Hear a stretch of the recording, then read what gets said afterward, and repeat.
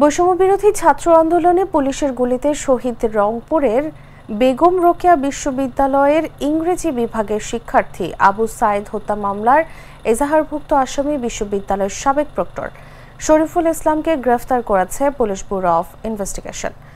সোমবার রাত 10:30টায় রংপুর মহানগরীর আলমনগর এলাকা থেকে তাকে গ্রেফতার করা হয়।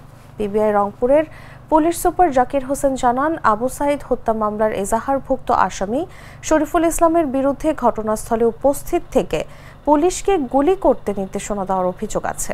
পিবিআই এসপি আরও জানান, গত 18 আগস্ট পুলিশের সাবেক আইজিপি সহ 17 জনের নাম উল্লেখ এবং 30 থেকে 35 জনকে অজ্ঞাতনামা উল্লেখ করে মামলা করা হয়েছিল।